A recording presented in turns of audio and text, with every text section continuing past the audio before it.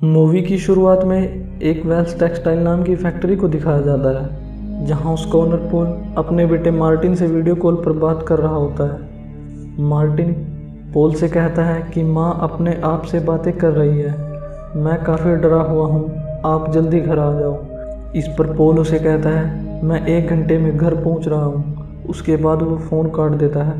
दरअसल मार्टिन की माँ सोफ़ी काफ़ी लंबे समय से डिप्रेशन में होती है। तभी हमें दिखाया जाता है उस फैक्ट्री में काम करने वाली एक महिला जब एक कमरे की लाइट बंद करके घर जाने वाली होती है तो उसे अंधेरे में एक काला साया दिखाई देता है। जब वह लाइट ऑन करती है तो वह साया वहाँ नहीं होता। इसके बाद वह वहाँ से डर के मारे भाग जाती है। फैक्ट्री में पोल अब अकेला होता है, उसे भी वह काला साया दिखाई देता है। पोल उसे लाइट ऑन करके मारने की कोशिश करता है, लेकिन वो काला साया उसे ही मार देता है। इसके बाद मूवी में दिखाया जाता है कि मार्टिन को अपने कमरे से बाहर किसी के बोलने की आवाज़ आती है। तभी वह कमरे से बाहर देखता है कि उसकी माँ अपने आप से बातें कर रही होती है। तब सोफ़ी मार्टिन से कहती है कि हमने तुम्हें तंग कर दिया है। तभी एक काला साया मार्टिन को सोफ़ी के पीछे दिखाई देता है, जिससे मार्टिन डर कर अपने कमरे में भाग जाता है। यह देख वह रात भर सो नहीं पाता। अगले दिन मार्टिन को स्कूल में सोया हुआ दिखाया जाता है और चाइल्ड वेलफेयर वाले इस बात पर उसकी माँ से कांटेक्ट करने की कोशिश करते हैं, लेकिन उससे कांटेक्ट नहीं हो पाता। तभी वे उसकी बहन रेबिका को बुलाते हैं, जो अपने दोस्त के साथ वहाँ पहुँच जाती है। मार्टिन स्कूल से रेबिका के साथ सोफ़ी के घर जाता है। तभी रेबिका मार्टिन से पूछती है कि क्या मॉम किसी से मिलती जुलती है या नहीं। तो मार्टिन इस पर कहता है कि वो सिर्फ डायना से मिलती है। यह सुनकर रेबिका मार्टिन की तरफ हैरानी से देखती है और उसे कहती है कि डायना जैसा तो कोई है ही नहीं। रेबिका और सोफ़ी के बीच थोड़ा झगड़ा हो जाता है। मार्टिन अपना सामान लेकर आ ही रहा होता है, तभी उसे वो साया दिख जाता है, जिससे वो वहाँ से भाग जाता है। सोफ़ी रेबिका को मार्टिन को ले जाने से रोकती है, लेकिन मार्टिन भी यहाँ रुकना नहीं चाहता। तभी रेबिका और मार्टिन रेबिका के घर आ जाते हैं। जब वो रात को सो रहे होते हैं तो रेबिका को अपने कमरे के दरवाजे से स्क्रैच की आवाज़ आने लगती है। तभी वह उठती है तो मार्टिन उसके पास नहीं होता और उसे दरवाजे पर वही काला साया दिखाई देता है। वह तुरंत लाइट ऑन करती है तो अगले पल दिखाया जाता है कि वो काला साया वहाँ पर नहीं है। तब रेबिका मार्टिन को ढूंढती है तो वह उसे बाथरूम के एक टब में सोया हुआ पाती है और उसके हाथ में एक जलती हुई टॉर्च होती है। अगले दिन सुबह चाइल्ड वेलफेयर वाले मार्टिन को रेबिका के पास से ले जाते हैं, क्योंकि कानूनी रूप से सोफ़ी मार्टिन की गार्डियन थी।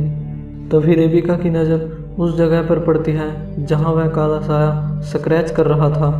वह देखती है कि वहां डायना लिखा हुआ है। इसे देखकर रेबिका बहुत घबरा जाती है।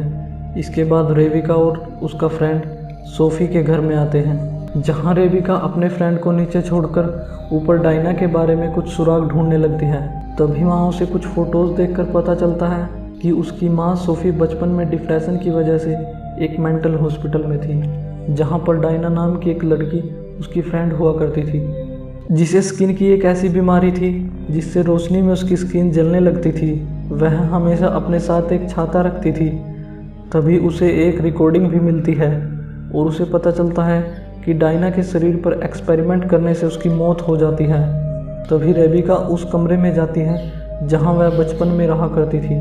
तभी वहां डायना का काला साया आ जाता है और रेबिका का गला पकड़कर उसे ऊपर उठाकर यह कहती है कि मुझे और सोफ़ी को अलग मत करो, वरना मैं तुम सबको मार दूंगी। रेबिका ज़ोर ज़ोर से चिल्ला रही होती है। रेबिका की आवाज़ सुनकर उसका फ्रेंड वहां आ जाता है और वह लाइट ऑन कर देता है। तभी वे दोनों वहाँ से वो सारे सबूत लेकर भाग जाते हैं। तभी मूवी में दिखाया जाता है कि मार्टिन की मॉम सोफ़ी मार्टिन से मूवी देखने की बात कहती है। इस पर मार्टिन थोड़ा खुश हो जाता है। तभी सोफ़ी कहती है कि आज हम तीनों मिलकर एंजॉय करेंगे। तभी मार्टिन कहता है कि हम दोनों क्यों नहीं। सोफ़ी कहती है देखते हैं। जैसे ही वो मूवी देख रहे होते हैं, सोफ़ी घर की सभी लाइट्स ऑफ कर देती है, जिससे डायना वहां आ जाती है, जिसे देखकर मार्टिन बहुत डर जाता है और वो वहां से लाइट ऑन करके रेबिका के घर भाग जाता है। जब रेबिका और मार्टिन घर में होते हैं तब उनके दरवाजे पर नॉक की आवाज़ आती है। जिसे सुनकर रेबिका दरवाज़ा खोलती है, लेकिन वहाँ कोई नहीं होता। तभी वह देखती है कि मार्टिन को कोई बेड के नीचे खींच रहा है। रेबिका मार्टिन को बाहर की तरफ खींचकर उसे बचा लेती है। तभी वे सोफ़ी के घर जाते हैं, जहाँ रेबिका सोफ़ी को डायना की फ़ोटो दिखाकर उससे पूछती है कि डायना कौन है। इस पर सोफ़ी यह कहती है कि वह डायना के बारे में कुछ नहीं जानती, जिससे रेबिका और सोफ़ी में थोड़ी नोक-झोंक हो जाती है। तभी रेबिका और मार्टिन मिलकर पूरे घर की लाइट ऑन करके उनके स्विच पर टेप लगा देते हैं ताकि उन्हें कोई बंद न कर सके। जब रेबिका और मार्टिन सो रहे होते हैं तो घर की लाइट चली जाती है, जिससे रेबिका उठकर नीचे बेसमेंट में लाइट ठीक करने जाती है। तभी मार्टिन रेबिका को अपने पास न पाकर वह भी उसको ढूंढता हुआ बेसमेंट में पहुंच जाता है। तभी बेसमेंट का दरवाज़ा अपने आप बंद हो जाता है। वो दोनों ज़ोर ज़ोर से चिल्लाने लगते हैं।